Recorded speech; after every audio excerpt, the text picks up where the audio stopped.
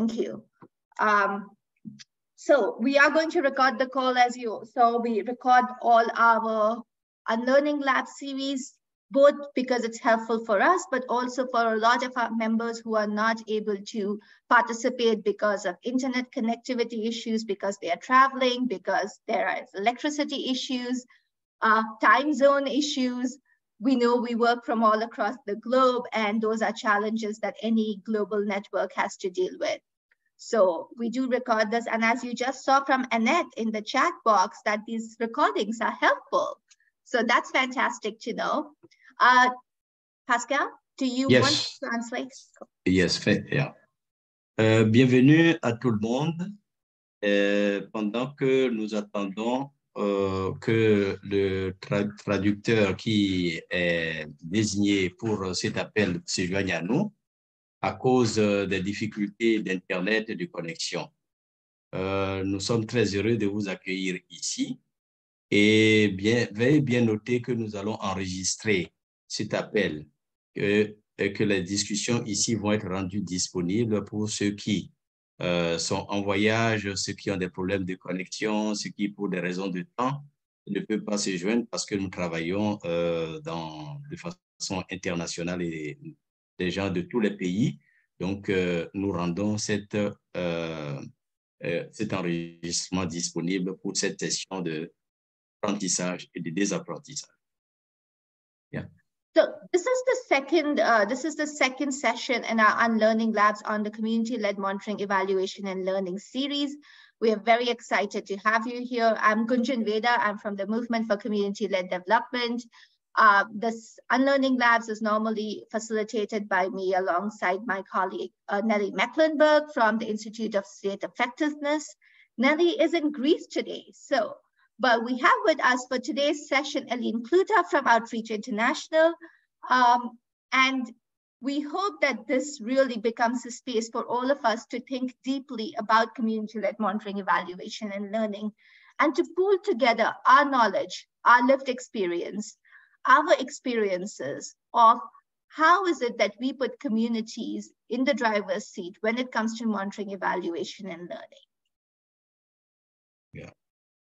Mon nom, c'est Gunjan Veda, et puis je facilite cette session, et qui est la seconde des séries de sessions d'apprentissage et de désapprentissages. Donc, nous mettons l'accent sur le suivi, évaluation et l'apprentissage. Et nous allons mettre en commun toutes nos expériences pour conforter cette session. Et voilà, c'est à la deuxième session que nous sommes par rapport à l'évaluation. So, if we go to the next slide, please, Sarah. And the next slide. So, I guess for most of you here already know the movement, so I'm going to do this very quickly. But in case there are any people here who are new to the Movement for Community-Led Development was launched in 2015 at the sidelines of the UN General Assembly, where a group of organizations said that if we are really serious about the Sustainable Development Goals, we have to change the way we think about and do development. Today, it is a consortium of over 1,500 local civil society organizations from all over the world and about 70 INGOs. We have 17 national associations in different countries, which are self-organized groups of local organizations, sometimes with country offices of INGOs, sometimes with academics and local governments of that country, all of who are committed to community-led development. Alors, je vais faire une brève présentation de ce que c'est que le mouvement pour le développement piloté par les communautés, très brièvement, pour ceux qui se présentent ici pour la première fois et qui ont besoin qu'on rafraîchisse leur mémoire par rapport à ce que c'est que le mouvement. Le mouvement a été lancé en 2015 avec la tenue de l'Assemblée générale des Nations unies.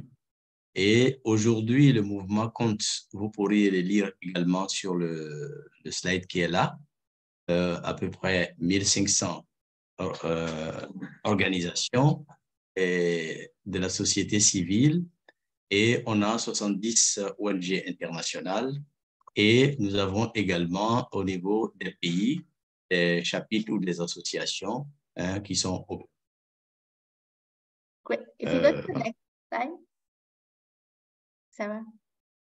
So this is a theory of change that we have at MCLD. Not going to go into it in details, but really what we believe is that the national associations are the heart and soul of the work that we do. And they have two kinds of partnerships, advocacy and facilitation. And when these two things happen together, which is supporting governments with decentralization and devolution through advocacy partnerships, and supporting communities to become resilient through facilitation partnerships, when they happen together, we believe we can attain the Sustainable Development Goals. Alors, ce que vous avez là, c'est la théorie de changement du mouvement. Et cette théorie de changement est comme l'âme qui permet vraiment d'actionner la vie. Alors, vous avez deux niveaux de partenariat. Le premier niveau, c'est la facilitation au niveau des communautés. Le deuxième niveau, c'est le plaidoyer qui est au niveau du gouvernement. Alors, en quoi consistent ces deux niveaux? Le premier niveau, je parlerai d'abord de la communauté, c'est tout le travail d'animation et de facilitation qui doit porter sur, disons, des objectifs de développement, la santé, tout ça pour conduire à la résilience des communautés. Et au niveau du plaidoyer, avec le gouvernement central, c'est d'arriver à la décentralisation et à la mise en place effective des ressources pour que la décentralisation prenne corps et que les communautés puissent également avoir la résilience. Ces deux niveaux convergent pour que nous puissions avoir une bonne capacité des communautés et avoir une bonne appropriation des programmes par les communautés qui doivent en dernier ressort être les leaders des actions qui se mènent à leur deux niveaux. Donc, deux niveaux d'intervention, facilitation et plaidoyer convergents pour assurer l'atteinte des ODD. Great. I have in the chat box put in a link to the slide deck. And this is because going forward, some of our slides have English only on them. The next slide is in French. So if you're a French speaker, please log on to the slide deck and you can look at the slides in French. Because the majority of the people on the call are English speaking, we will probably just flag the English slides. OK. Donc, le lien qui est là, vous pourriez le prendre et voir pour ceux qui veulent bien regarder en français. En cliquant, vous pourriez le lire parce que la majorité des membres qui participent à cet appel parlent anglais. Donc, ça va être plus facile pour vous de consulter directement. Le lien est dans la boîte de discussion. If we go to the next slide, please, Sarah. Great. So before we get started today and really dive into community-led monitoring, evaluation, and learning, I want us all to remember the purpose of the Unlearning Labs. And especially if you're new to Unlearning Labs, you were not part of the strategic planning series that we did last year, or were not part of the first session in this series. The Unlearning Labs are really a space for all of us to pull together our collective knowledge, our lived experiences, and our wisdom on any specific topic. So it's changing the way we think about capacity strengthening when we have somebody from outside coming and training people as if they are the experts and they hold all the knowledge. We genuinely believe that whether or not you believe you are a MEL expert, whether or not you do monitoring and evaluation in your everyday work, whether or not you have conducted evaluations or not, formal evaluations. There is a lot of lived experience that we have in thinking about monitoring and evaluation and thinking about community-led development. And the Unlearning Labs is a space for all of us to bring these together to make something which has really been a very top-down elitist field so far, monitoring, evaluation, and learning, and to make it into more participatory, more community-led through our experiences. So everybody's voice matters here. And so it's extremely important that we participate. There are no right or wrong answers. There's no like, oh, do I know this enough to speak about it? Yes, you do. That's why you're here. So please participate. The Unlearning Labs, we call them Unlearning Labs because we also believe that we have all been taught to think about whether it's strategic planning, whether it's gender responsive budgeting, whether it's monitoring, evaluation, and learning, we've all been taught to think about it in a certain way. And a lot of that is a colonial legacy. So who holds knowledge? Who is an expert? What is considered quality? What is rigorous? All of these things are ideas that are drilled into us from one perspective. And one of the things we have to do is we have to unlearn some of those ideas in order to open ourselves up to new ideas and for capacity strengthening. So that's why we call ourselves the Unlearning Labs.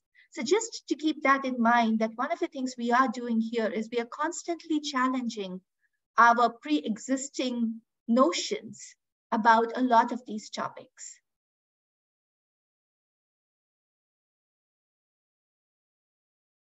Bon, je rappelle ici le sujet ou l'objectif de apprentissage et désapprentissage lab, hein, un laboratoire ou un concept où nous apprenons, où on désapprend également. Donc, premièrement, l'objectif, c'est que nous venons avec nos diverses expériences et nos diverses connaissances sur l'ensemble des sujets, des thématiques qui peuvent se présenter. Et nous bâtissons un apprentissage commun sur la base de ce capital que nous mettons ensemble. Donc, ce qui est recommandé ici, et on vous encourage à cela, c'est de participer et de venir vraiment avec vos expériences pour qu'on puisse bâtir ceci ensemble. En fait, la question, c'est qui détient la connaissance? Qui a la connaissance? Donc, c'est nous tous qui avons la connaissance et nous venons pour apprendre des autres et également pour désapprendre par rapport à certaines choses que nous avons considérées comme des assurances. Donc, qu'est-ce que ça exige?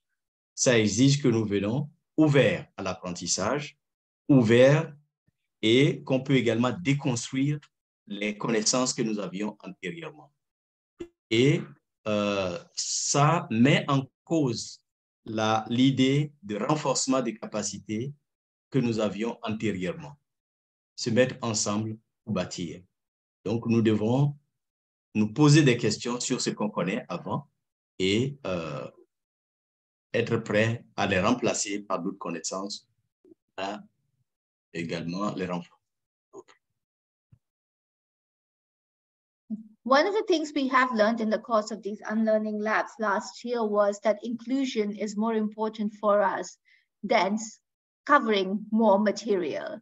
So we do ask you, this was something which happened with us once last year as well, when our interpreter could not be present because of issues of access, and we had to improvise.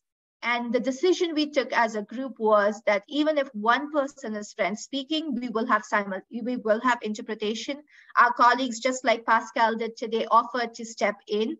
That meant it would take a little more time for people because you're listening to both English and French. But we think it's important that anybody who is French speaking is included in this. So thank you for your patience with us on this.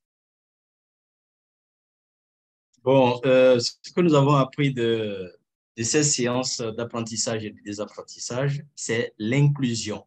Comment tout le monde est pris en compte, est inclus dans le dialogue, dans la discussion. Et ceci est plus important que ce qu'on apprend.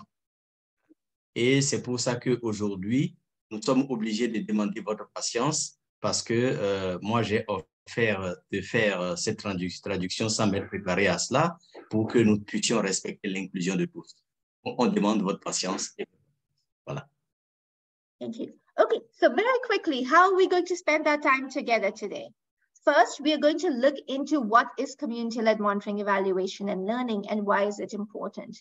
Now, if you recall, if you were there for the last session, which was the first session in the series on community-led monitoring, evaluation, and learning, we had simply gone into some of the key concepts in monitoring, evaluation, and learning.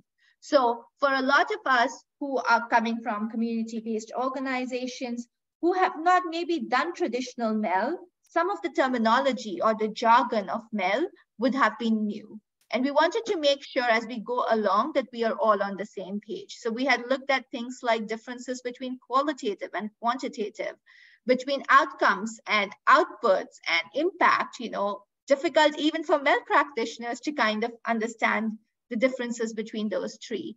So, and we'd also talked about, well, is it possible to do MEL if you don't have a dedicated MEL person on your team?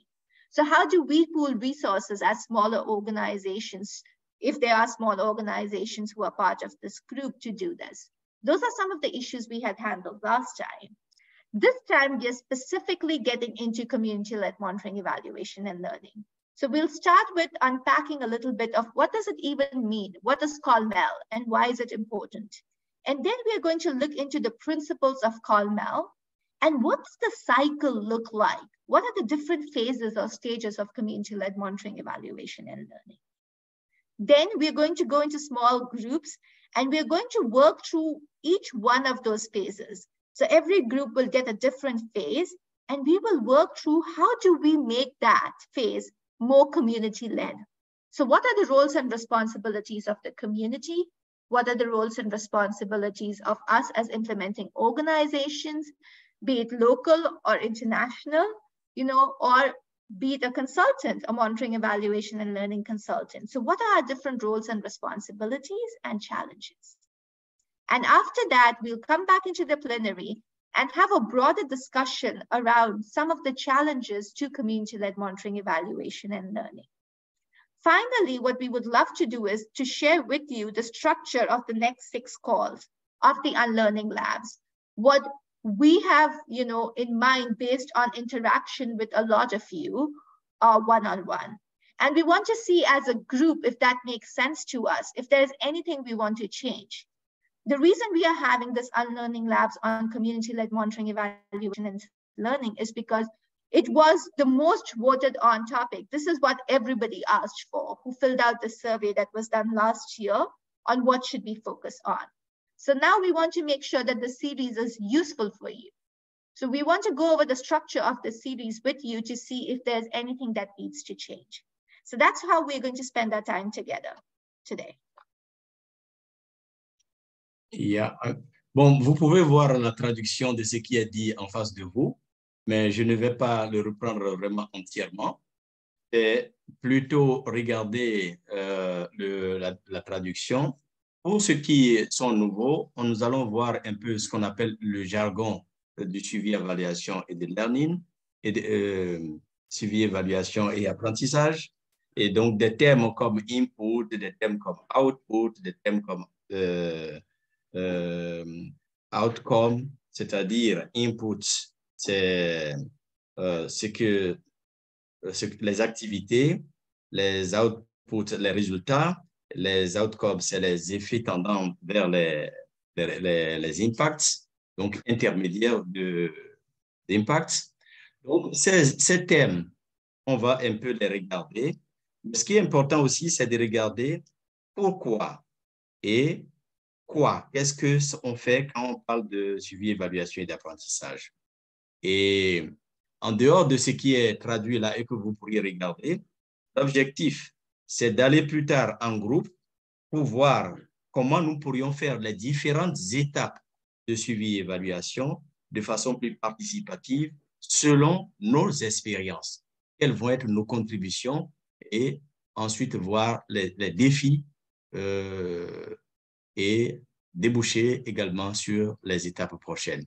L'essentiel est résumé sur ce que vous avez en face de vous. Voilà. Thank you. All right, so let's dive right into what is community-led monitoring, evaluation, and learning, and why is it important? If you can go to the next slide, Sarah. And also, if you're a French speaker, please put French either in front of your name, FR, or into the chat box so that we know that you have to go into the French breakout group. It will really help us in setting up the groups. Pascal, if you could just repeat that announcement for the Oui, voilà. Vous pourriez, pour qu'on puisse vraiment faire une bonne répartition par groupe, vous pourriez mettre devant vos noms FR hein, ou French carrément.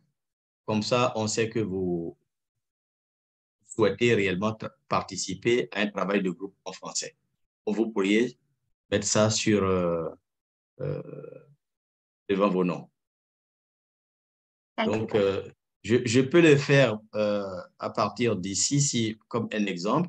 Donc, si je veux, par exemple, être dans français, je fais modifier et j'ajoute simplement FR hein, au niveau de mon nom. D'accord? Thank you, Pascal. Okay, so from what is community-led monitoring, evaluation, and learning, right? This is a definition from Salanga, which is a consultancy organization based in Canada, but they do a lot of work on community-led monitoring, evaluation, and learning, and do have some fabulous resources on the topic.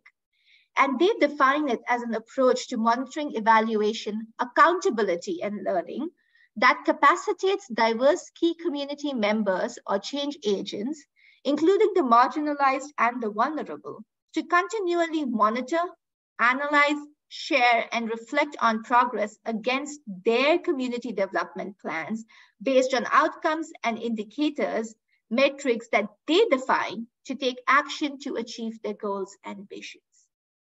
Right? Next slide, please, Sarah, so that Pascal can read out the French. OK. Donc, ici, c'est l'approche de suivi-évaluation et également de reddition de comptes.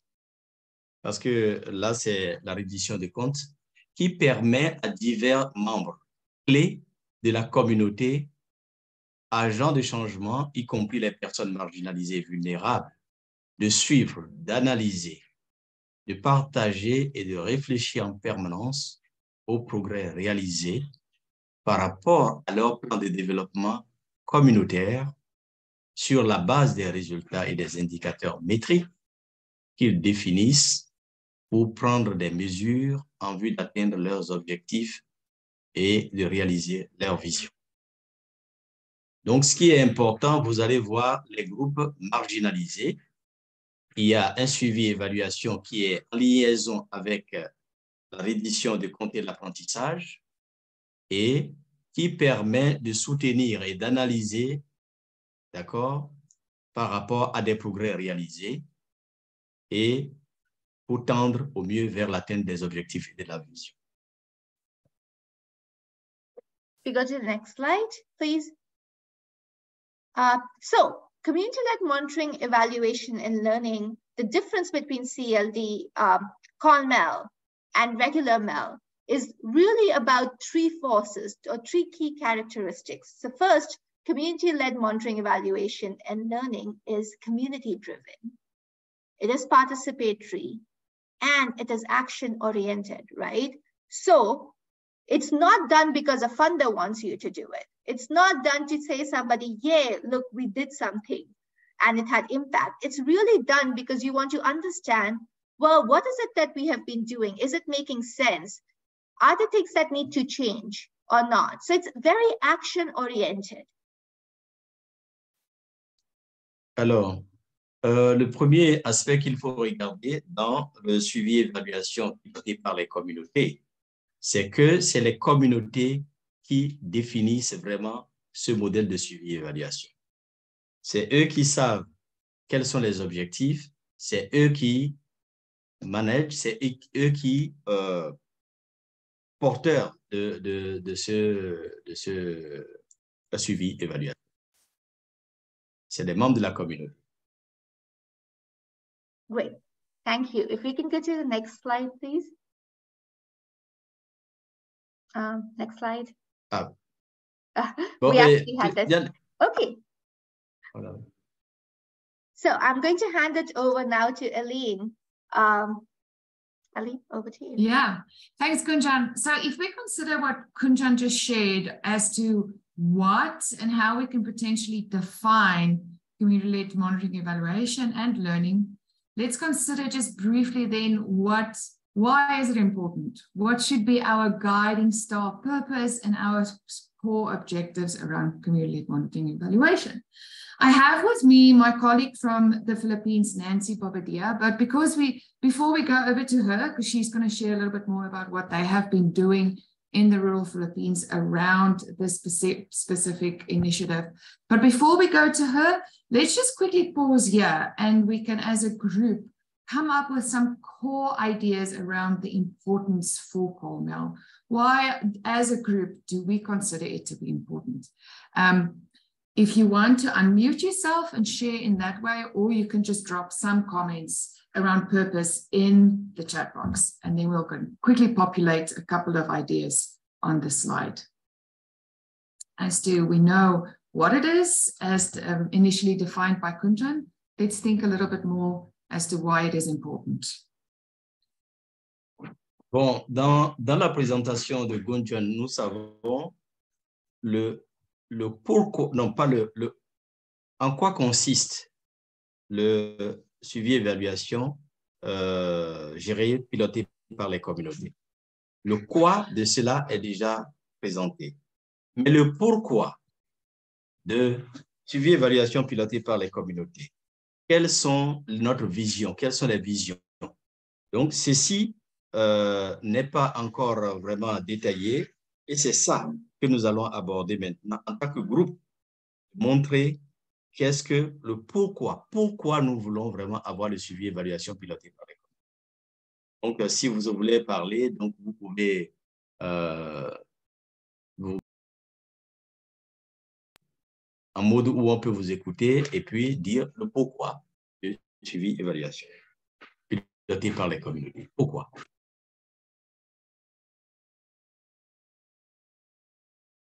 All right, so feel free to unmute yourself. We won't stay long around this question, but just briefly, maybe a couple of core ideas around the importance of community-led monitoring evaluation. I have something. Please, Annette. Thank you. So communities can learn. I think too often the MEL reports that come out are meaningless, and the reports that are required are a pain for people to write, no matter where they're from, where they are. And so we need some meaning for the actors, the community itself that it's affected. Fantastic. Great. Thank you so much, Annette. Bon, brièvement, le suivi évaluation, le pourquoi, c'est que ça donne vraiment un sens pour tout le monde par rapport à l'activité qui est menée, par rapport à tous les acteurs, particulier pour la communauté elle-même. Right. Bon, thank you. Sorry, Pascal. Okay, and very thanks, Pascal. And then closely linked to that too, Elaine shared about the power structures, right? How community-led monitoring, evaluation, and learning speaks to maybe questioning that, maybe breaking that down and thinking through what are those power structures within society and how the power that comes with data can actively work toward breaking that down. Similar to what Andrea said. Thank you, Andrea. Thank you, Elaine. And Lossie shared, MEL is important because it helps community members to gain increased knowledge. Absolutely true too. And as Madura was saying, it gives agencies to communities, also as a way to restore justice. OK. Bon, on peut regarder sur le tableau qui est affiché, hein, la plupart des réponses qui ont été données. Donc, ça permet à la communauté d'accroître. Bon, il y a d'abord les données. Hein, les données qui sont disponibles, c'est le pouvoir. Si quelqu'un a les données, il a le pouvoir. À partir de cela, les communautés peuvent également apprendre sur la base du rapport qui est rendu disponible. Il y a également que ça permet de lancer des défis, d'accord, et de voir, bon, je laisse là d'abord. Un autre point, ça permet aux communautés d'accroître les connaissances sur leur projet et de prendre réellement l'appropriation, l'honneur. Ils savent que le projet leur appartient effectivement. Ça donne la capacité, ça donne le sens de c'est pour nous, c'est nous qui agissons. La capacité d'action, ils le reconnaissent pour elles-mêmes en tant que communauté. Ils gèrent la qualité des données collectivement et également contribuent aux recherches. Bon, ça aide également les communautés à reconnaître leurs faiblesses et à travailler également là-dessus, sur ces faiblesses-là. Il y a des opportunités pour les communautés d'apprécier leurs connaissances et leurs capacités et de voir également leur contribution, en quoi ils contribuent fondamentalement au travail et qui donne et qui tend également vers la durabilité. Voilà. Bon, je n'ai pas été exhaustif, mais j'ai pris quelques points pour traduire ce qui est affiché. Elaine, just also want to, sorry, Sis Kunjan, want to quickly step in and say that, you know, anything here in the chat or here which we have in English, we will translate and make available in French later on. So, and there is a Elaine. Great, thank you so much, Kunjan. Donc, il y a des données qui sont dans la boîte de discussion qui n'apparaissent pas forcément ici, mais on va les traduire et les rendre disponibles après. Fantastic. Yes, so please keep those comments coming. Sophie, I see you have your hand raised, but you also add a comment in the comment box. Were there any additional things you wanted to add in addition to your comment, Sophie? Oui, Kosevi, il y a quelque chose que vous voulez ajouter à tout ce qui est déjà mis dans la boîte de discussion et sur le tableau ici? Oh non, c'est ce que j'ai déjà mis dans le chat là. C'est bon, merci beaucoup. Yeah. Je vais baisser la main. Yeah, okay. It's in the chat box. Thank you, Sophie. Yeah, wonderful. Okay, those comments that you've added to the chat box, all of them are just so wonderful and powerful. I want to hand us over now to Nancy Bobadilla in the Philippines to further elaborate a little bit more on the purposes and the backgrounds of an example of what community-led monitoring evaluation can look like. Nancy, before we go over to you, Pascal, thank you. Yeah. Donc, avant de passer la parole pour la suite à Nancy, donc c'était pour vous montrer un peu le pourquoi du community led, du suivi, évaluation est piloté par les communautés. Elle passe la parole à Nancy. Over to you, Nancy. Thank you, Pascal. Yes, thank you, Eileen. Thank you, Eileen. How's my sounds, Eileen? Very good. We can hear you clearly, good. Nancy. Thank you. Okay, good. Thank you, Eileen, and good evening, everyone. From the Philippines, my name is Nancy Bobadilla. I've been working with Outreach Philippines Incorporated, or OPI, since 1998. So Outreach Philippines is one of the program partners of Outreach International.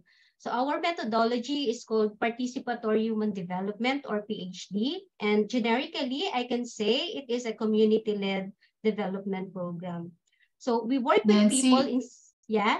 We just want to allow for Pascal to translate. Sorry to interrupt you. Yeah. Oh, really? Okay. Mon nom c'est Nancy. J'appelle de Philippines. Je suis connecté à partir des Philippines. Notre organisation travaille depuis 1994 et est orientée comme un programme piloté par les communautés. Donc, la dimension, elle va maintenant parler de la dimension suivi-évaluation et apprentissage. Oui. Okay. So we work with people in selected poor communities and facilitate participatory community development processes to solve their identified poverty issues, where the results are usually projects that they manage themselves. And then we also establish strengthening community-based organizations and capacitate them in improving and sustaining their actions, of which one of them is monitoring and evaluation. Alors, nous travaillons avec des communautés que nous identifions, mais c'est surtout pour régler les problèmes de pauvreté et basé également sur l'implication réelle des communautés. Okay. And then we've been doing monitoring and evaluation because it is part of our project development process with our community partners. However, we are constantly looking for ways to make our process and method more inclusive and effective. So we are constantly thinking about how we can strengthen our processes to become as community-led as possible. And that should refer to all our processes, project-related M&E being no exception. OK. Nous faisons le travail en regardant surtout le suivi-évaluation pour que le processus soit le plus inclusif possible. Et tout le temps, nous nous posons la question comment renforcer notre processus pour que la communauté puisse constamment, continuellement participer afin d'atteindre des objectifs. Okay, so our partner community-based organizations had very limited involvement in the monitoring and evaluation processes. They used to be participants rather than actors and owners of these processes. Bon, nous avons constaté que en termes d'amélioration, ça a été assez limité, mais nous visons beaucoup plus la participation véritablement des communautés. Yeah. So, for example, people in the community are used to just being respondents of surveys intended for evaluation, especially those initiated by the local government. And also, they do not always see the result of such data. Alors, nous avons constaté pourquoi c'est limité en termes d'amélioration. Les communautés répondent seulement à des termes à des enquêtes et répondent aux questionnaires. Et parfois, ils n'ont même pas accès aux résultats. Yeah. And then some of our partner CBOs tend to do monitoring and evaluation, not because they need to, but because it is a requirement from the project donors. Donc, il y a des acteurs qui ont commencé par faire vraiment le suivi-évaluation pour améliorer l'ensemble du dispositif. Yeah. Another thing is that people had never experienced being the owner of their own data. La question, c'est que les gens n'ont jamais fait l'expérience de s'approprier des données qui sont disponibles, leurs propres données, ils ne se sont pas appropriés cela. Yeah. And then also people thought, that anything that entails the use of gadgets like computers is not their thing. So for them, it suits only those who have attained higher level of education. Alors, l'idée, c'était toujours de viser la participation, mais pas vraiment ce qui découle de la participation. Yeah, so with these situations, we try to level up our approach in project development by piloting community-led M&E in 5 field program locations here in the Philippines. Alors, nous avons vraiment essayé de piloter, de faire, disons, un processus en termes de pilote, du suivi, évaluation et d'apprentissage par rapport à 5 zones ou 5 régions. Okay, so how did we do it? Comment nous avons fait cela? Yeah, so we have taken the following actions, and I'm sharing them here step by step. So number one is the. Nous avons fait les actions. Go ahead. Nous avons fait les actions suivantes. Premièrement. Okay, so number one is development of project evaluation design and data collection tool.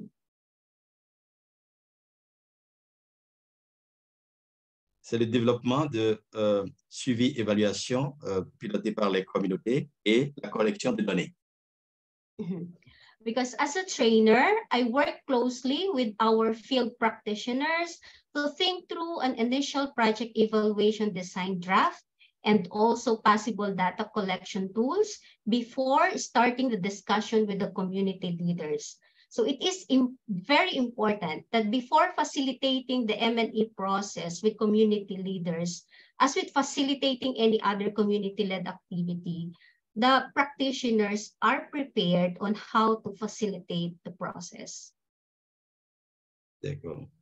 Alors, en tant que praticien, quelqu'un qui met en place,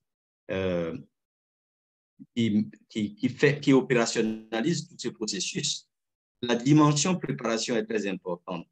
Donc, j'ai fait la préparation avec tous ceux qui sont sur le terrain et nous avons vraiment mis l'accent sur comment faciliter le processus.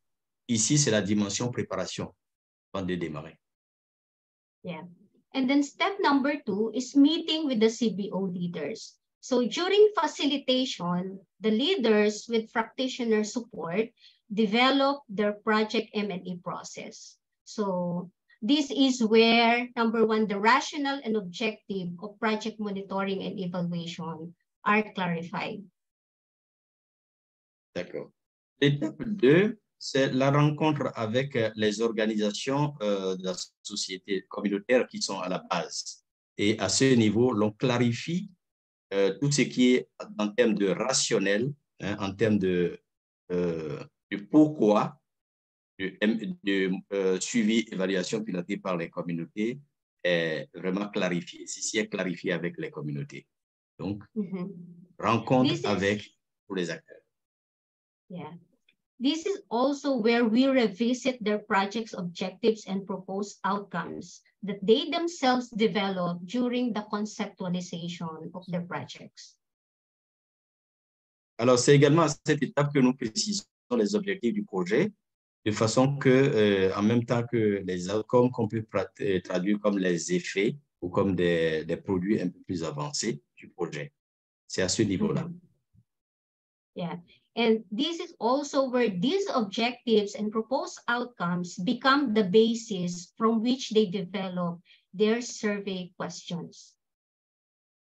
Alors, c'est également à ce niveau que ces objectifs et ces effets qui ont été définis constituent la base pour la suite du processus. Yeah. So this is also where the community leaders themselves develop their survey questions. And here, we use online survey platform like Kobo Toolbox. Alors, les leaders au niveau de la communauté définissent réellement les bases pour les données pour l'enquête ou le contenu de l'enquête. Et ceci est mis en lien avec la base de données qui existe sur le site. Yeah. And then we do actual data collection. It is simulated like a little pilot. And then the survey is improved and data collection role play is repeated when needed. Et à ce niveau, nous faisons la collecte de données et conformément à le plan qui a été tracé initialement avec les leaders des communautés. Okay, so then the step 3 is the actual data collection by the CBO leaders. Alors, il y a la dimension 3 qui est après la collection des données. And then 4 is data analysis, such as, baseline, then endline comparative data analysis. Donc, le point 4, c'est les données de base qui vont servir plus tard en termes de comparaison. Donc, les baselines, ils ont appelé ça, hein, qui permet de comparer avec les évolutions plus. Yeah. And then lastly is action planning based on evaluation results. Et la 5e, c'est la planification des actions à mener basée sur ce qu'on a collecté en termes de données. Okay, so what are the results? So as of today, initial 5 field practitioners of Outreach Philippines have developed the, awareness and initial capability in community-led monitoring and evaluation. Alors, quel est le résultat? Ceci a permis de développer, de sensibiliser les communautés et de les amener à prendre conscience sur ce que c'est que le suivi et évaluation maîtrisé ou piloté par les communautés. Yeah. But what is even more amazing is that around 50 CBO leaders here in the Philippines were able to experience project monitoring and evaluation design development, and then the actual data collection. Alors, ce qui est plus important, c'est le nombre, je crois, très important, si j'ai bien noté 60. Donc, personnes qui ont été bien formées à ce processus. Okay. And so together, they have administered more than 750 surveys across their respective CBOs. And for almost all of these 50 leaders, this was their first time ever to participate in these activities. Alors, ce qui était plus important, c'est qu'ils ont pu faire ce travail au niveau de 700 communautés et qui ont participé pour la première fois à un dispositif fonctionnant sur cette base. Yeah. So in the next quarter of this year, data analysis and planning is set with each of the 5 partner CPOs of Outreach Philippines. D'accord. Au niveau du trimestre prochain, donc ce travail va continuer au niveau de, j'ai entendu, de 4 zones en Philippines. Yeah. So what now are the thoughts and insights that I gained with this experience? Number one, monitoring and evaluation is an important element of our program, especially in project development. So evaluation results indicate progress that is important in our operations planning and program management. Alors, quelles sont les réflexions, quelles sont les leçons qu'on peut retenir en termes de ce processus? C'est que le suivi-évaluation sous le lead des communautés est un élément important dans la gestion des programmes. Yeah. Un élément and important dans number two, at OPI, at Outreach Philippines level, you know, we are not tech-savvy people. So at first, the monitoring and evaluation process seemed intimidating to some of my colleagues because it required skills in preparing and facilitating the evaluation design, in supporting communities in developing the survey, in collecting the data using an online application, and then analyzing data with visuals. Alors, ce qui est également important, c'est que nous avons vu que tout ce processus doit pouvoir se maintenir parce que ça permet de développer le processus d'enquête, de collecte de données et de mettre réellement les communautés à bord. However, it was the involvement of our field practitioners in the process that transformed them to the idea of implementing our pilot to the field program locations where they work. So it's easier to learn M&E when we do it ourselves and when we see the results for ourselves. This is also about ownership at our level. Alors, ce qui est très important, c'est que ceux qui pratiquent ce système sur le terrain, jour après jour, s'améliorent et nous avons compris que c'est plus facile d'apprendre nous-mêmes lorsque nous faisons le suivi-évaluation nous-mêmes. Okay. Number 3 is at practitioners level, ahead of facilitating the community-led M&E process with CBO leaders, it is very important to be prepared in what a design can look like and also what tools practitioners can introduce to community leaders that they can use. D'accord. Ce que nous avons constaté aussi comme un autre point, c'est que le suivi et évaluation piloté par les communautés de cette façon permet aux facilitateurs, aux praticiens de faire des apports facilement au niveau des communautés en termes de, disons, discussion et facilitation et Je pourrais dire, ceci n'a pas été dit, en termes de co-création également. Yeah. Number 4, at the community level, it is very important for people to recognize why they need to do M&E.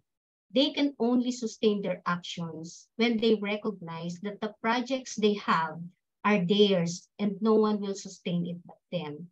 And if they have data about the status and progress of their projects, then they can align their actions according to such data. Alors, en dernier au point 4, les communautés savent pourquoi ils ont besoin également de suivi et évaluation pilotée par les communautés. Ils réajustent leur action sur la base des données qui sont collectées par eux-mêmes. And then next, number 5 is, I thought that people in the community would have difficulty with survey development, but I realized that if they are aware of their project and what it is that they want to monitor, they can easily identify the indicators that they should look at and evaluate. Alors, ce qui est facile pour eux de faire le suivi de leur projet, et essentiellement, ils sont capables d'identifier les indicateurs pour cette cause-là, se basant sur les données qui ont été collectées. And when they originally developed their projects, they already think through the objectives and the goals of their projects. So they are very clear on that. So all they have to do is to make the link between those goals and find ways of measuring it. Alors, ce qui est important également, c'est de faire le lien entre ces données qui sont collectées sur la base des indicateurs, de remonter pour voir quel est le rapprochement qu'on peut faire avec les données au niveau national. Yeah. So I realized that people can create survey questions and they can conduct the survey. And if they go through this process over and over again, they can easily do it in their other projects. Alors, au fur et à mesure qu'ils affinent ceci, ils peuvent par eux-mêmes construire les questions d'enquête et reprofiler et améliorer au fur et à mesure tout le discours. Yeah. And lastly, so, during the initial training of our CBO leaders in M&E, we encountered many challenges, including slow internet connections and their lack of skills in using gadgets such as computers and smartphones. But when they are interested in what they are doing, they make their training on M&E more exciting. So it's just a matter of how they get interested in monitoring and evaluation. Alors, finalement, ce qu'il faut mentionner, lors de la première formation, bon, il y a des questions qui sont relatives à la connexion Internet, l'utilisation d'ordinateurs, etc., etc. Mais tout ceci est réellement affiné dans la durée. Yeah, that's all from me, and thank you for listening, and thank you, Pascal, for translating. Merci à tous et merci à Pascal pour la traduction. Thank you so much, Nancy. That was fantastic. And, we had all kind of co-created some of the reasons why we do MEL, but we really wanted to have a case of somebody who has done it to really talk through the difference it makes in the community and with us. And Nancy also actually brilliantly took us into the next segment of what we need to do, which is, look at what does MEL actually look like. But before we go to community-led MEL and what it actually looks like, let's kind of revisit or remember some of the, principles of community-led development. So in the chat box, we're going to put in a link to a mural. If you can just take a couple of minutes to put in the mural, what do you think are the key principles of community-led development, right? That would be super helpful. Can we have the link, Sarah, in the chat box? Awesome, thank you. So if you click on the link, you will be able to put in some principles. You'll just type directly, pick any postcard and start typing if you haven't used Mural before and have difficulty accessing it. then please put it into the chat box and we will put that in for you. But we want to, so Nancy talked about some of these principles in her presentation, even as she spoke to how she applied them and the learnings for it. But we want to understand from you and collectively revisit, what are some of the principles of community-led development? Because in the next step, we are going to then see how do we translate these principles to CallNow. D'accord. Alors ici, on nous demande de mettre les principes clés du développement piloté par les communautés. Il y a un mural, il y a un lien qui est donné pour ça. Vous pouvez l'utiliser pour mettre ce qui est clé pour vous par rapport au développement piloté par les communautés. Et si vous n'êtes pas habitué à utiliser cet outil-là, vous pouvez taper au niveau de la boîte de discussion et on va les utiliser également. And if you have trouble typing in or getting in, then let me know. You don't need to log in. It'll just ask you for a name or you can come in as a visitor. Is it not working? Sorry, today doesn't seem to be a good day for technology and us, between access issues and... So I see people there. Okay, great. It is working. Just clicking on the box should allow you to enter something into the box. Yes. Oh.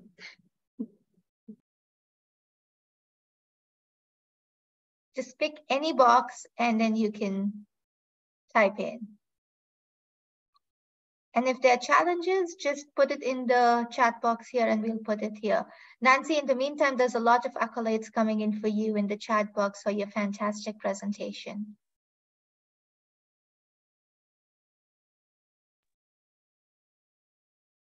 Pascal, do you want to translate into French for people on Mural? And they can type in French. Yes, I already said that, but vous pouvez également taper dans le mural en français ou vous pouvez également écrire dans la boîte de discussion en français. Donc, vous êtes libre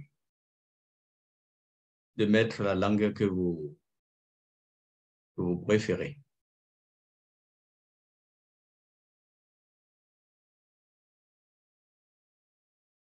Okay, for those of you who the link is not working, feel free to just put it in the chat box here and we will type it in for you.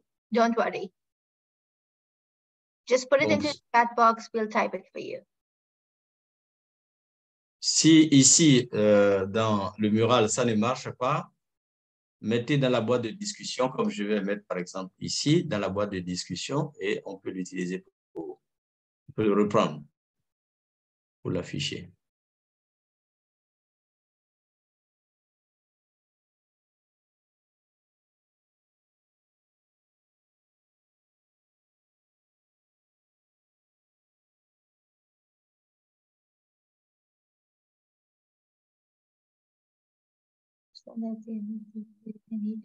And we see a lot of stuff coming in, but essentially lessons learned are imparted to the community, not just. Okay, we see relevant, essential for the community. Anyone who wants, needs services is recognized, appropriate program design, collaboration, adapt your program so that can help people in the ways they need it. So a lot of basically start with the community, relevant to the community, collaboration as a learning.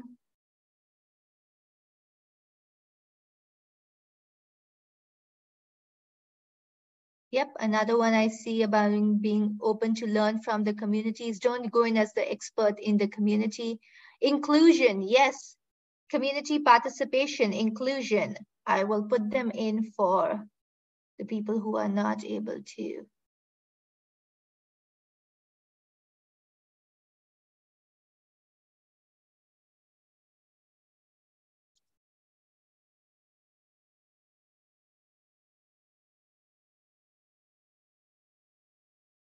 I see accountability. I see transparency. Root causes, addressing root causes, relevance to need.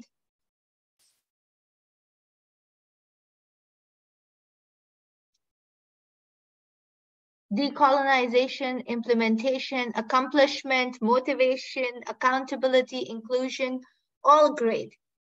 Well, thank you so much. Keep putting that in. The reason we wanted to do that is that we wanted to, Sarah, if we can go back to the slide deck. This will be open. You can continue to put it in, and we will also copy your comments from here to populate the mural later on.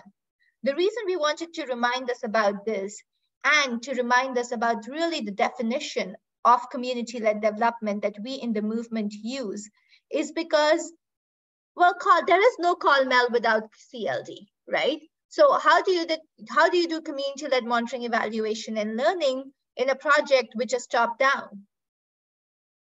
That's again extracting information from the community. And so we have to start with community-led development. So on the screen, we have with us the definition of CLD that we as a movement co-created over a period of years and have adopted. I'll leave it here for people as Pascal translates. OK. Le développement piloté par la communauté est une approche du développement dans laquelle les membres de la communauté locale travaillent ensemble pour identifier les objectifs importants pour eux, élaborer et mettre en œuvre des plans pour atteindre ces objectifs et créer des relations de collaboration en interne et avec des acteurs externes, tout en s'appuyant sur les forces de la communauté et le leadership local. Le développement piloté par la communauté se caractérise par 11 attributs. Premièrement, la participation et l'inclusion, la voix, les atouts de la communauté, le renforcement des capacités, la durabilité, la capacité de transformation, la planification et l'action collective, la responsabilité, le leadership de la communauté, l'adaptabilité et la collaboration. Donc, c'est ça. Yeah, so a lot of what we saw coming up in the mural and in the chat is actually already here. And if we go to Sarah, let's go to the next slide. I want to power through this a little bit because of this translation issue. We have lost some time. And I want to make sure we have enough time to actually go through each of the steps of MEL. So before we go into that, we're going to put in a couple of examples here and quickly request you to see, what do you think? Is this an example of community-led monitoring, evaluation, or learning or not? And what I'll do is that I will put out the thing in English, and Pascal, if you can read it in French from the slide deck. Yeah. Right? So it'll be in English here, but Pascal, you have access to the slide deck, so you can read it in French, and that way both the French and the English speakers can simultaneously access it. So next slide, please, Sarah. So think about it and put in chat, do you think that this is an example of community-led monitoring evaluation happening, MEL?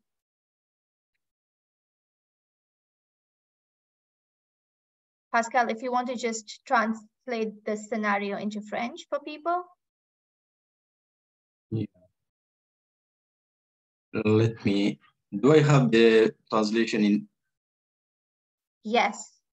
Or if it's easy, Sarah, maybe you can flag it in French and I can say it in English. I don't have it. I don't have the link. Don't worry. Why don't I do this? Sarah, if you show the French deck, I will just read it out for the English speakers. Apologies, everyone. We're trying to improvise as we go along. Okay. So for the English speakers, I am just going to read this out. So the first scenario is of an INGO, which has interventions in WASH and has water sanitation and hygiene, and has implemented a range of community-led projects across 3 different countries. And after all of these projects were successfully implemented, they wanted to understand the broader impact of the intervention. And so they brought in a monitoring and evaluation team external to their organization, but with members from the countries where the intervention had taken place. And this monitoring and evaluation team designed and conducted an impact evaluation using predominantly qualitative methods, right?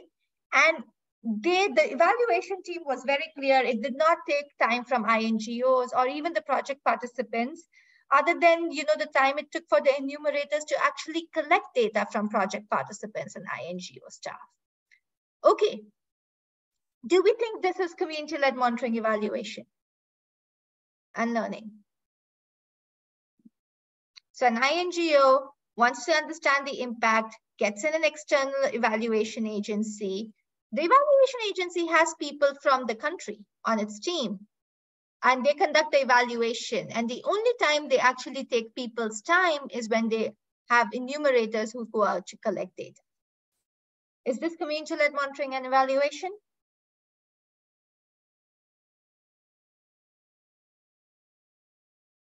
And to that, people can just add their responses. That's it. Thank you, Annette.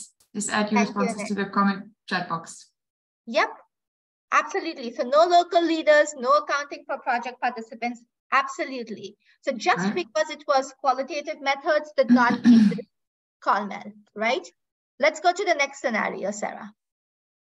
Again, we can put up the French version and I'll just read out the English one.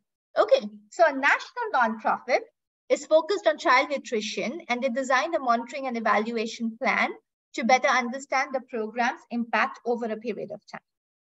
And typically they support households for a period of 2 years. To understand their program's impact, they decided to collect data from project participants across 3 years, 1 year prior to the program and 2 years of their program. Now, this data collection depended on the mothers participating in the program. So these mothers completed weekly journal entries on their children's meals and behaviors. And every 6 months, a group of 6 mothers visited other participating mothers and took photos of their journal entries and sent them to the nonprofit's data management team. Okay, so the data collection, this is a national nonprofit, and the data collection is being done by the mothers, and then the data is being sent to the nonprofit's data management team so that they can figure out the longitudinal impact of their program. What do we think? Is this an example of community-led monitoring and evaluation?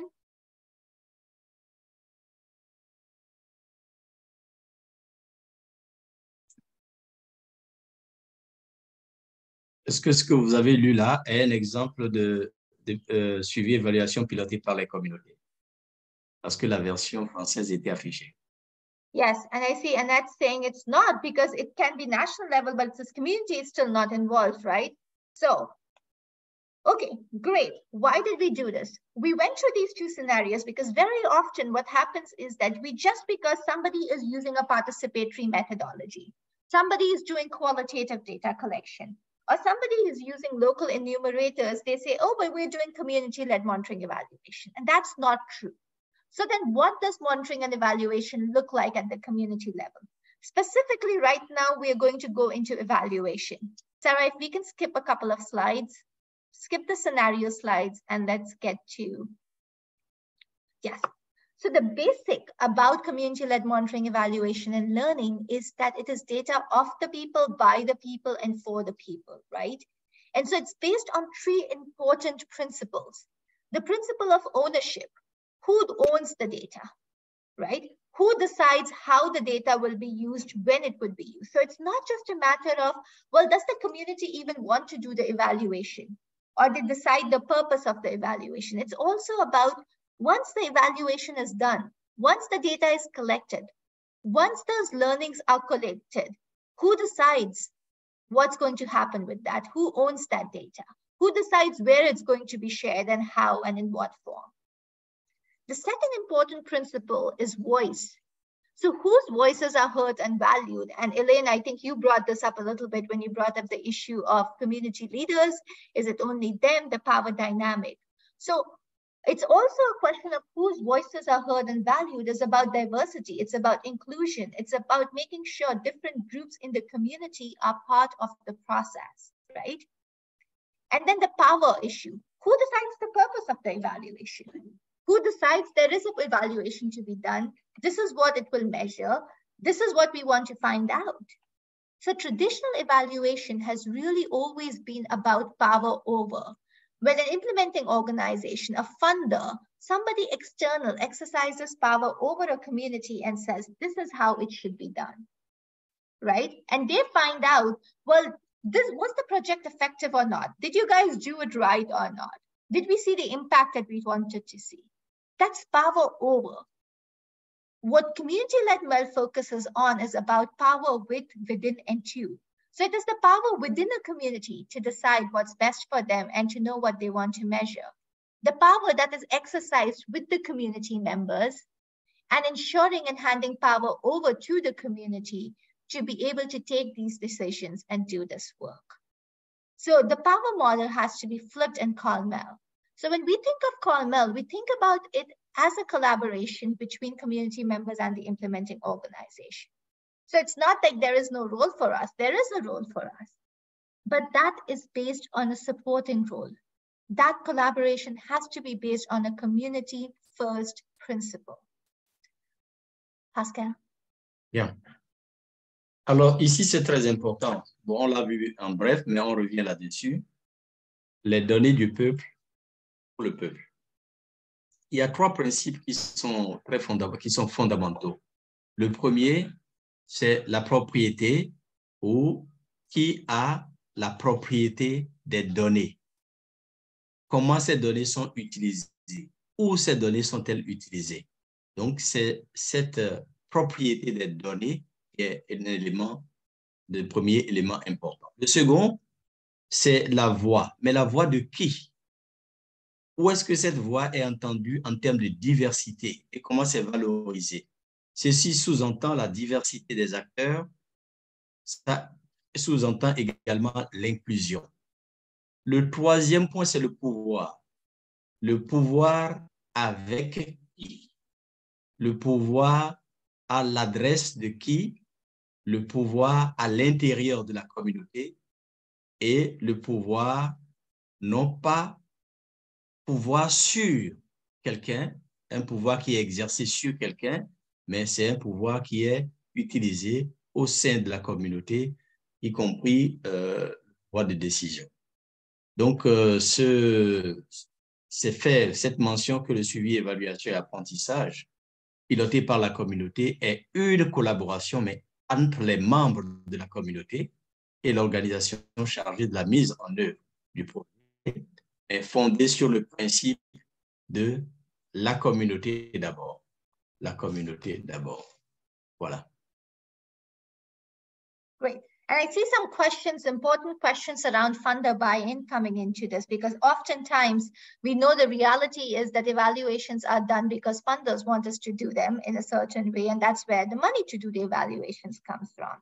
So we are actually, when you look at the series, the map of the series, one of the conversations we do have that we plan is a conversation with funders. But we want to do that once we actually have a map to take to them. Once we have, an approach to showcase what it will look like, what would it take, and why it's important. So we want to do it at the end of the process, but we are always happy to revisit and see this. Okay, next slide, please. Interestingly, there is a lot of focus about this happening with funders, and I have a lot of conversations with funders on a weekly basis who are interested in COL-MEL. They just have a lot of questions around it. Okay, so this is, this is one of the diagrams, many diagrams that exist on the evaluation process, which describes the evaluation process as a 5-part process, right? Define, collect, analyze, report, share, and inform. And what we're going to look at is we're going to look at how does this flip when we talk about community-led monitoring, evaluation, and learning. So what does it mean for defining the purpose? What does it mean for data collection? What does it mean for data analysis? Somebody raised that question earlier. What does it mean for reporting back? To whom and how? And what does it mean for informing and taking action? Next slide, please. Pascal. Ouais. Alors, vous allez voir là les phases du processus d'évaluation. C'est en 5 phases. Le premier élément, c'est de définir. Il faut définir les données à collecter et ensuite passer à la collecte des données, donc, puis les analyser, les traduire dans un rapport, les partager et informer pour que ça serve de base pour des actions à prendre. Great. If you go to the next slide.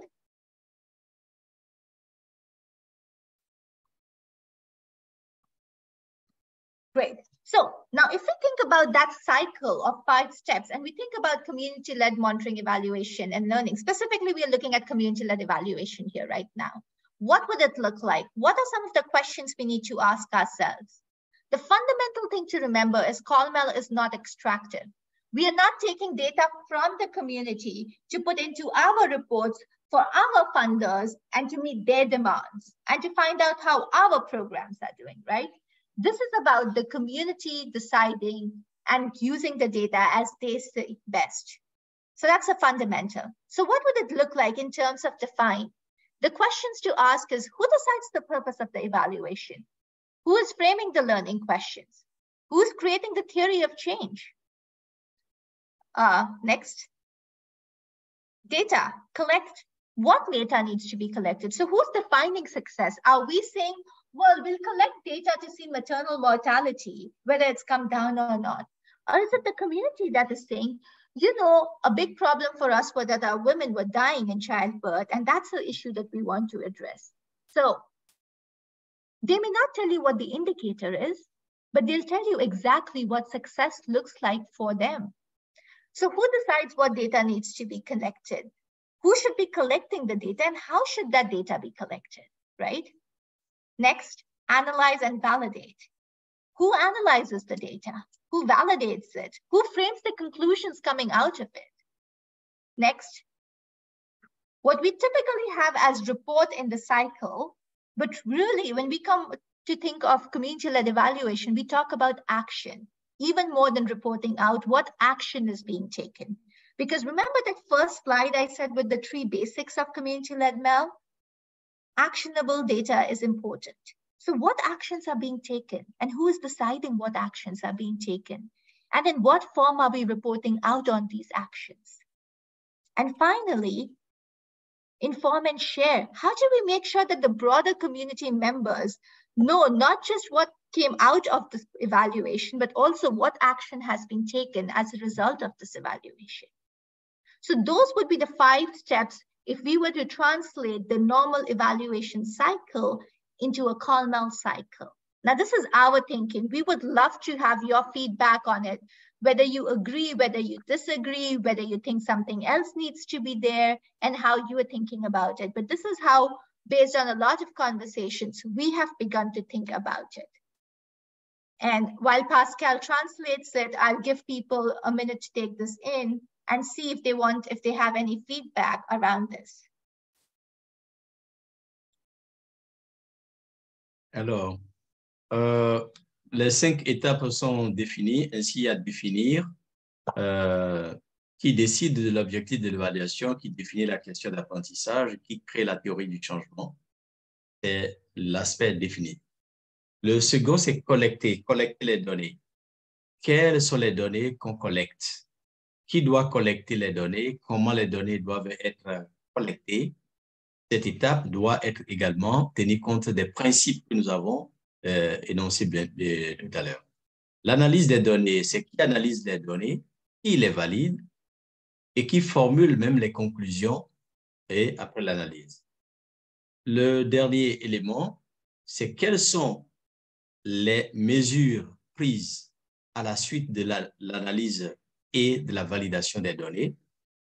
Et le dernier élément, comment partager et informer. Comment les membres de la communauté sont-ils informés des résultats du processus d'évaluation?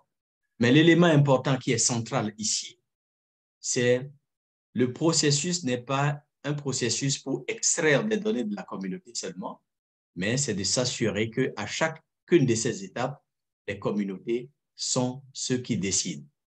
Voilà. Great.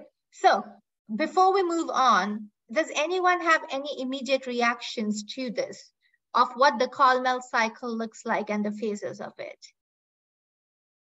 Est-ce qu'il y a des réactions immédiates par rapport à ces étapes que nous avons définies et comment on les a caractérisées? Il y a des réactions. And this is a work in progress. So even if you immediately you want to take some time and think about it, please feel free to reach out to us. You know, this is, like I said, work in progress. We've been building on it based on just a number of conversations and work that's been going on across different parts of the world. Okay, so what are we going to do now? We have about half an hour left for this call, and we want to make sure that, you know, we get a little bit into some of these steps. So we're going to go into breakout groups for 15 minutes. These will be small groups. And what's going to happen is that you're going to all see an Excel sheet that we are going to put into the chat box for you, the link for that Excel sheet. Each group has one part of this 5-cycle process. Go deeper into that and look at, well, what does it mean? What will be the role of the community? What will be the role of the implementing organization? And what will be the role of, you know, what will be some of the challenges that you may encounter in doing this work, right? So what we have is we actually initially had a case study for you to look at and to kind of see, well, how will you help an organization do COL-MEL work? But in the interest of time, because we don't have 30 minutes any longer for the breakout group, I'm going to skip the case study and directly tell you to think about a local organization or an international organization. It doesn't matter what it is. They have a community-led project, right? Because that's the starting point. And now they want to understand how can they do community-led monitoring and evaluation? Because they've been doing traditional MEL so far. And so what each of the groups is going into one part of the, you know, one part of the COL-MEL cycle and unpacking what that would look like in COL-MEL. Sarah, if you stop sharing for a second, I want to show people what the Excel sheet would look like. Thank you. Pascal, why don't you translate while I get the sheet up? Yeah.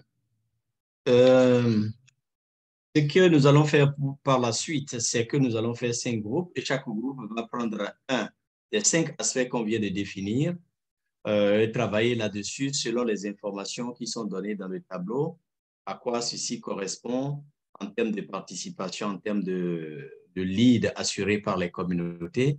Bon, les détails sont donnés dans le tableau que je n'ai pas en face de moi, mais vous allez les regarder et c'est sur cette base que vous allez travailler par rapport à chacun. Chaque groupe va travailler par rapport à des aspects. Voilà. Et on va nous montrer le tableau sur lequel on va travailler. Voilà. Le tableau est affiché, mais c'est un peu petit. Voilà. Great. So this is the Excel sheet. I've put a link to this in the chat box. You'll see that if you're group 1, please only go to the sheet for group 1 and tackle the first set. You're not going to have time for more than that. If you're group 2, go to group 2 and you'll see it highlighted for you, the set of questions. Group 3, you'll see the set of questions highlighted for you. And group 4 is in French, you'll see the set of questions highlighted for you. So as a group, 15 minutes, just work through some of this and please select one person to come out and report on it. Please put what you're discussing into the sheet because that's very valuable information for all of us. So have one person write in the sheets, and one person just come out and share what you have identified. Sarah, can we launch the breakout groups?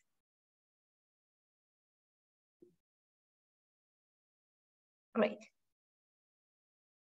We'll see you back in 15 minutes.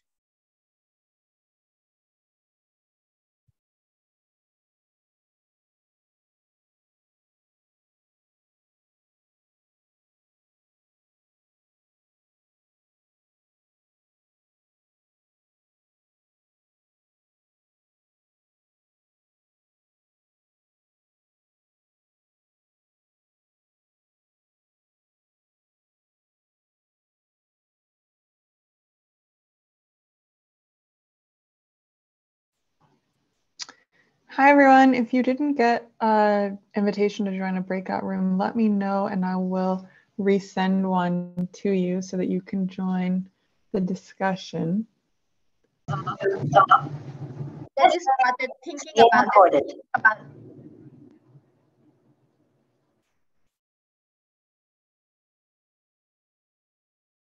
I think we might have lost Kunjan. Is it just me that has lost Kunjan, or everybody else also lost Kunjan? Okay, I can take over. We know that we are a little bit short on time, so I think we can go ahead and share sort of just the broader and bigger takeaways from each of our groups. Sarah, we do have a slide for this. If I can ask you to just pull that slide up. In the meantime, I can just quickly reflect from our group. I was in the breakout group number 1. The biggest conversation we had was around the role of communities in developing the learning questions, and then also the role of the community in developing especially the evaluation questions and also the timeline.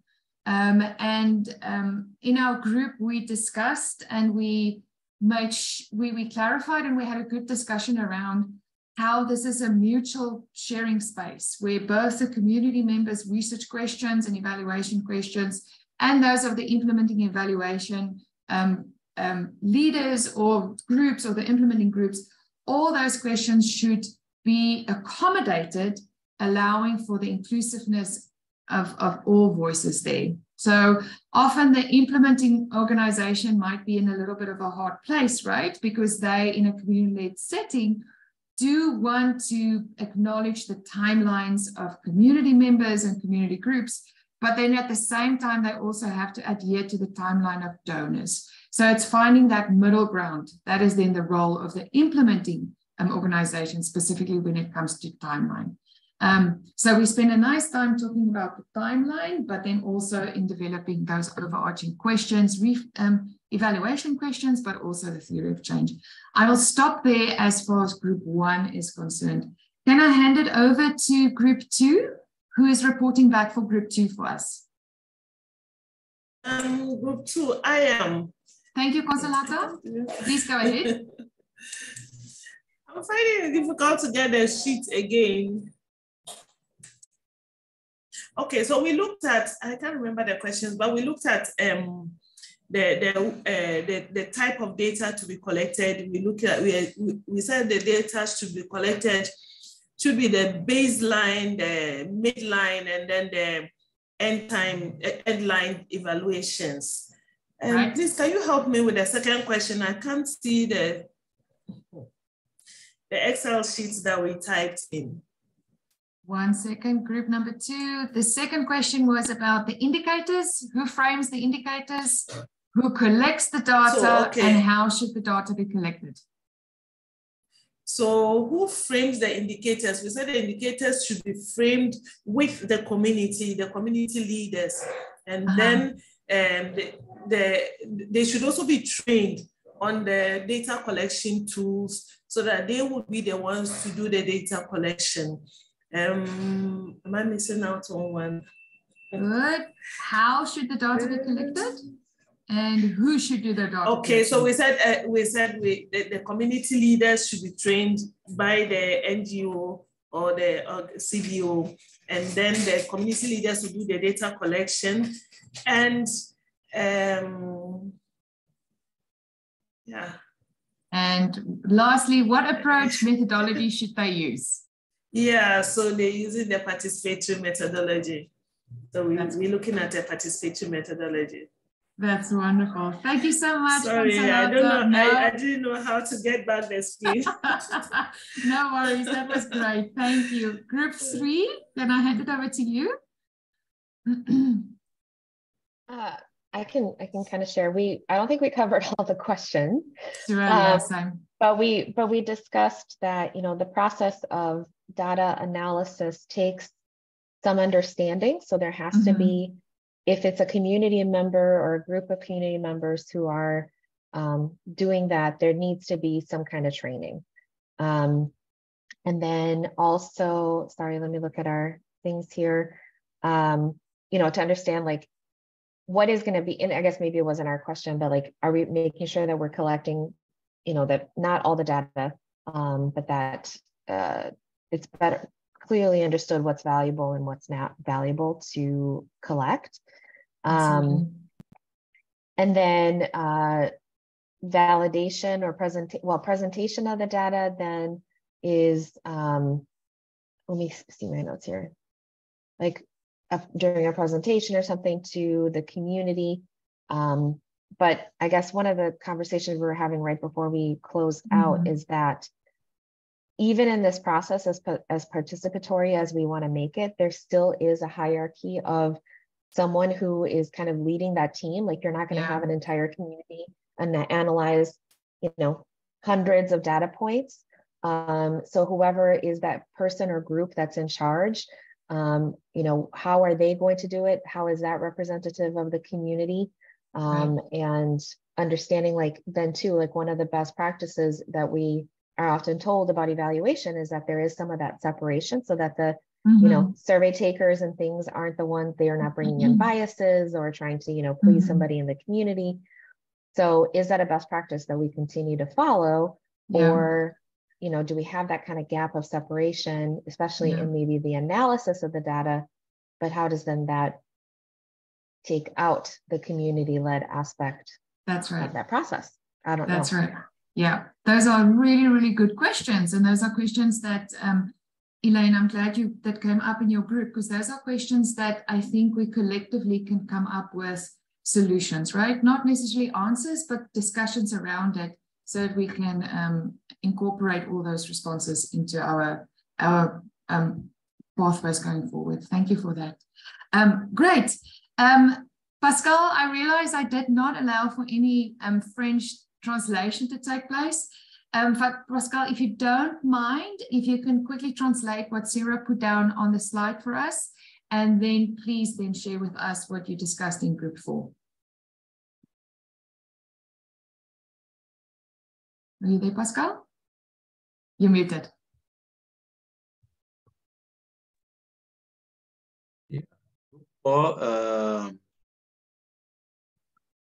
Kosivi took note of our discussion, but before he came with the conclusion of our discussion, ce qui est traduit ici, c'est toutes les questions devraient être rapportées à la mise en œuvre.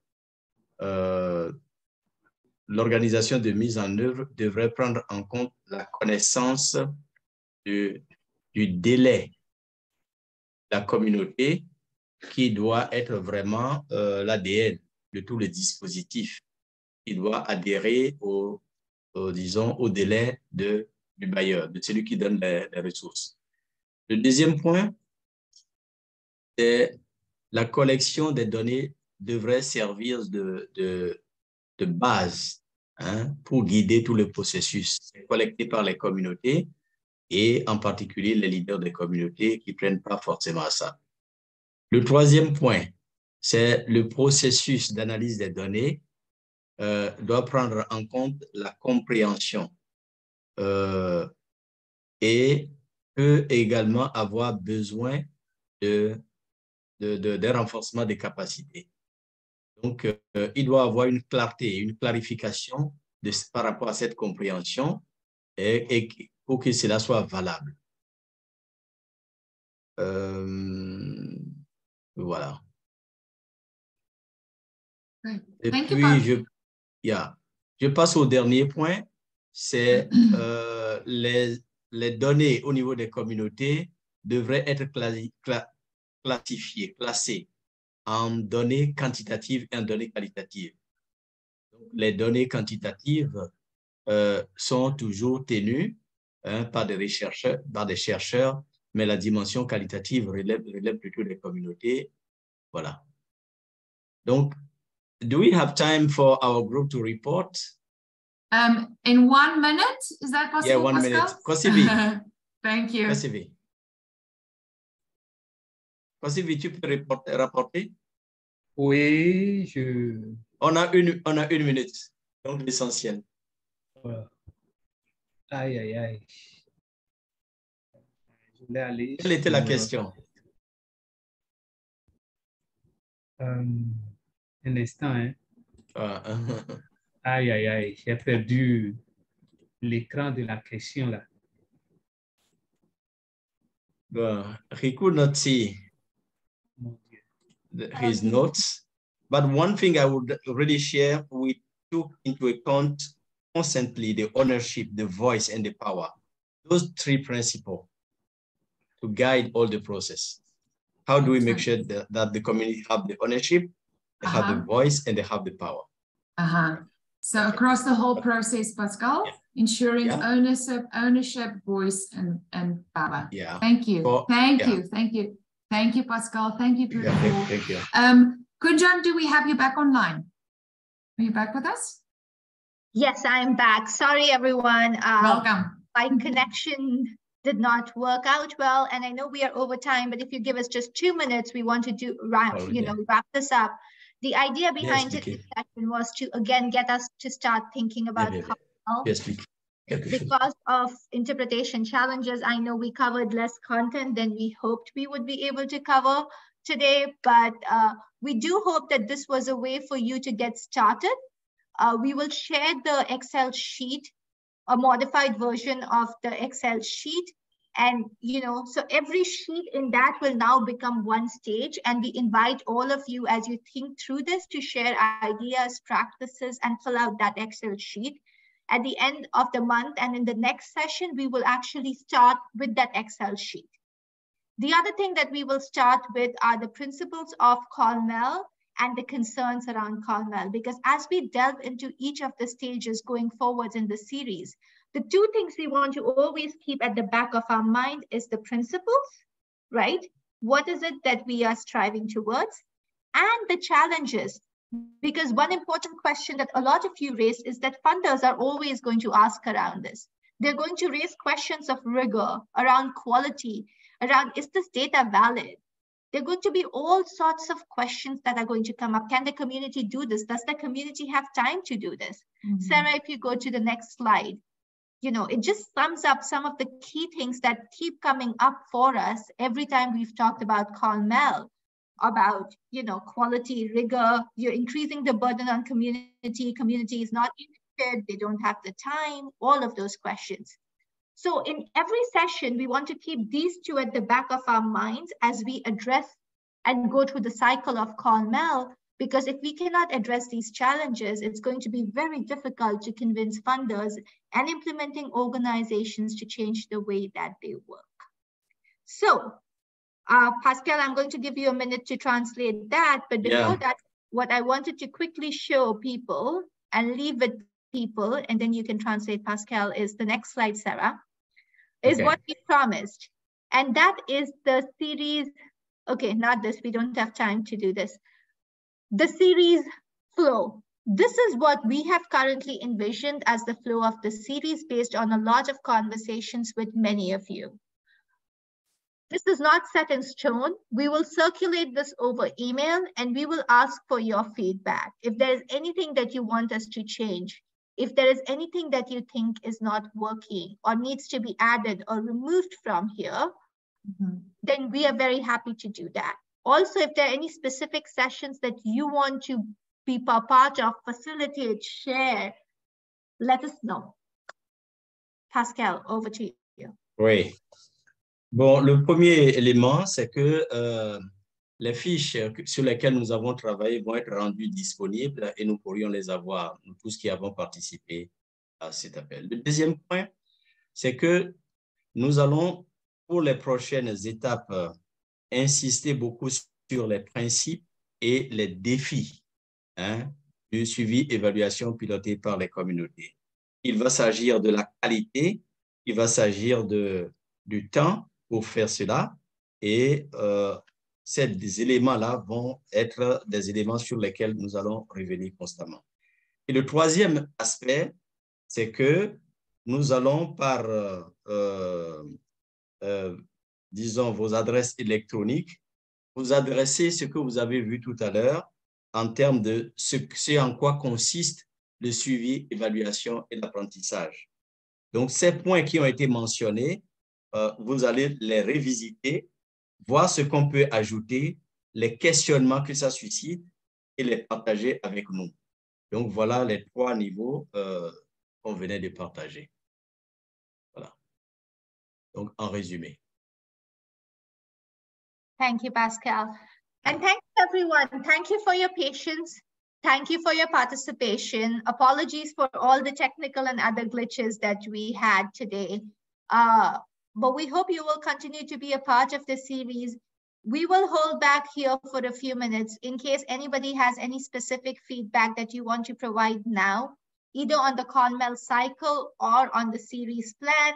And if not, you will have an opportunity to do the same over email. Reach out to us. We are always available. Thank you. So for those of you who want to stay and provide feedback, we'll stay for a few minutes. The rest, bye, and thank you for joining us. And we will share all materials with you. Alors, merci beaucoup d'avoir pris part à cet appel. Et nous espérons que vous allez continuer de participer aux autres qu'on va planifier. Et toutes nos excuses pour toutes les déconvenues que vous avez pu subir du fait de la connexion et puis de la traduction. Mais on espère que toutes les dispositions vont être prises et qu'à l'avenir, nous allons passer d'agréables moments et de productifs entretiens. Merci. Alors, merci. Paul vous salue. Paul est là et il s'excuse. Il a fini. Voilà.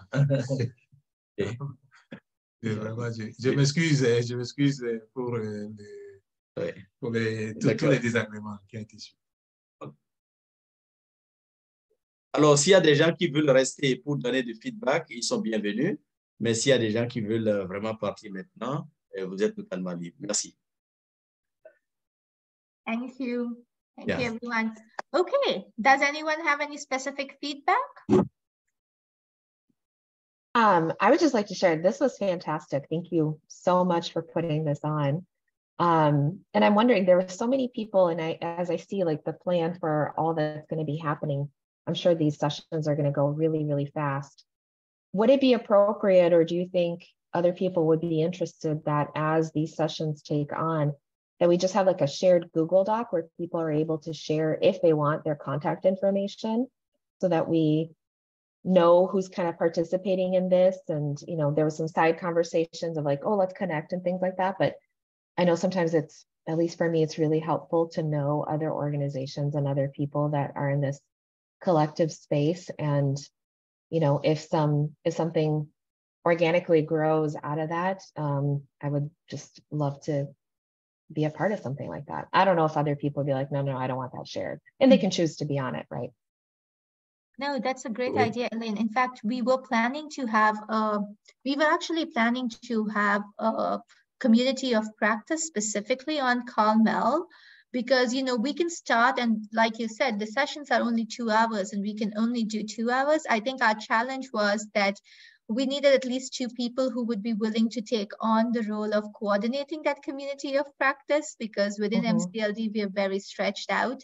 So if there are any volunteers, then yes, absolutely, we can do that. Okay. And then otherwise, we can just do a simple sharing. Pascal, sorry. Oui. Bon, la question qui a été posée par Hélène, c'est les discussions vont ici assez vite, et pourquoi ne pas envisager avoir un partage en termes de contact pour qu'on puisse préparer, continuer les discussions, même en dehors de ce cadre.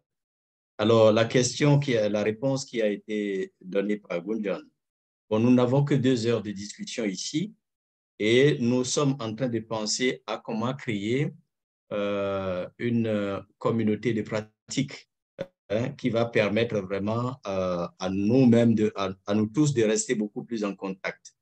Mais ceci dit, on est en train de penser à qui veut prendre le rôle de gérer cette communauté de pratique.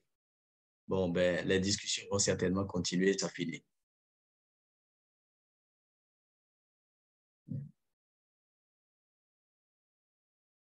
Great. I see another hand up. Olavne. I'm sorry, I'm messing up your name, I'm sure. Apologies. It's okay. It's okay. Yeah. I just wanted to raise an important point.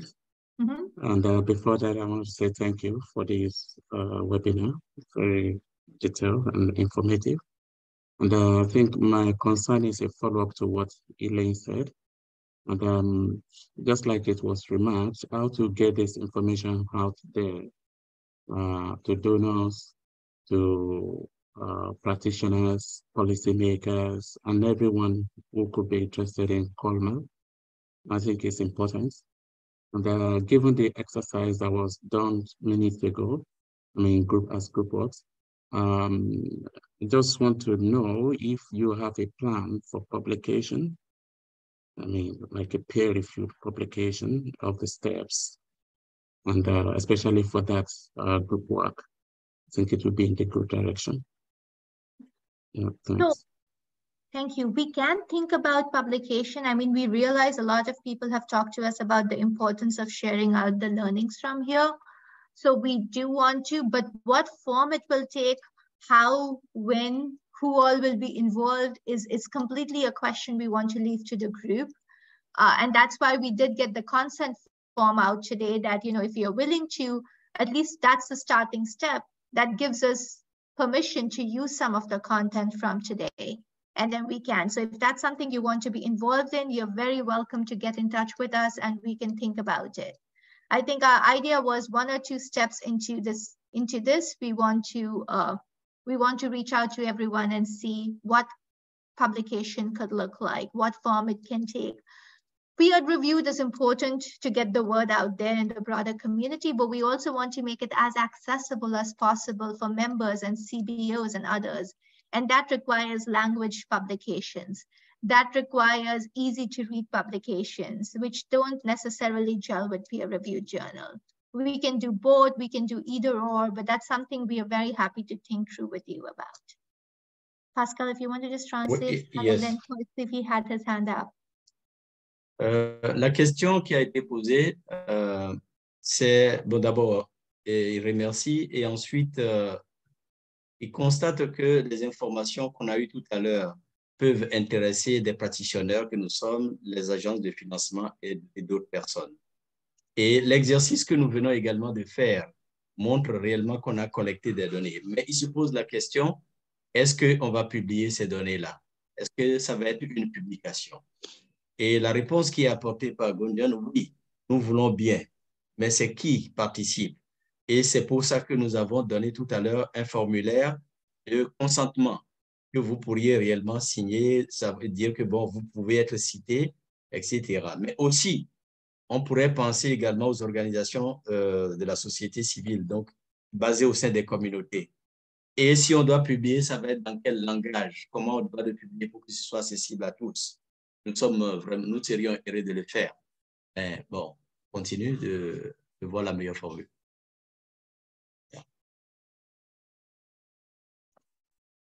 Koisivi, do you want to unmute? Yeah.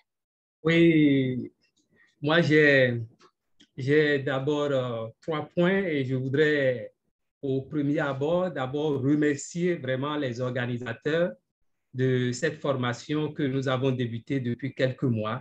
Personnellement, et moi, ça m'a fait du bien et j'ai commencé déjà par faire une restitution au sein de mon équipe de travail pour que nous puissions commencer par adopter ce comportement de suivi-évaluation et piloté par la communauté. Je l'ai trouvé très génial et puis ça nous faciliterait la tâche et ça permettrait à la communauté de s'approprier des actions, de valoriser ce qu'elle a en elle-même. Et je vous remercie vraiment pour cela. Je voudrais appuyer un peu la demande de Madame Hélène tout à l'heure, si nous pouvons vraiment avoir au-delà de cette formation quand même une plateforme de partage d'outils, ce serait très, très bien. Parce que nous travaillons beaucoup au sein de la communauté, nous avons plusieurs projets, mais il y a des outils adaptés pour chaque type de projet lorsque nous prenons vraiment cette formation.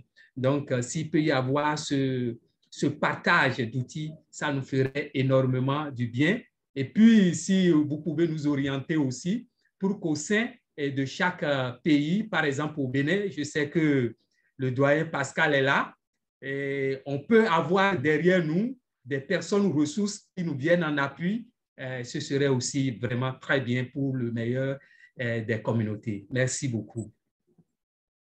Oui, we first thank the team who organized these sessions. And he learned a lot from what he have followed so far in terms of the participation of the community in the monitoring and evaluation and learning. And particularly this methodology of evaluation could help valuing the assets available in the community in terms of knowledge, in terms of everything, very important for sustainability.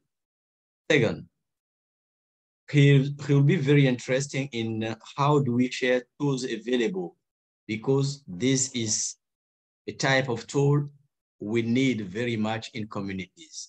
As practitioners, we would like more to learn more about the tools and to have other tools available to support our activity, our action in partnership with communities. And the third aspect, le troisième aspect, j'ai oublié ça. La réunion. Voilà. Et au Yeah, Togo, okay, c'est bon. Congo. Yeah, je vois. Voilà. The third aspect is how could we build a network to continue sharing after those meetings, those calls. Yeah. Thank you. So I think there seems to be a lot of demand for some kind of a way to connect and continue the conversations going in between the sessions, because the sessions are not enough time. And there are two options. There is a community of practice, and I saw Elaine offer to at least try and coordinate and get it started. So maybe we can have a rotating co-chair kind of community of practice starting from there. I know we have in the past used discussions on Google Classrooms and other things as well. So we can, what I will do in an email is reach out with everybody when we share out the recording, share some of these options and just see where the interest is to continue this. But thank you. I also apologize, we will have to hop off in a couple of minutes, but if there is anything burning that anybody needs to share, then please share it now. Otherwise, we will reach out to you, and we are always reachable. Not very responsive on email. I'm not, I know, and sorry about that, but I always read everything, even if I don't respond. Yeah, I do have some. Oh, sorry, go ahead, Pascal. Yeah, just to translate what Gunjan said. Pour COSIVI, la réponse, c'est que nous pensons réellement à la communauté de pratique que Hélène offre de conduire. Et ça peut vraiment donner la solution aux questions que vous avez posées.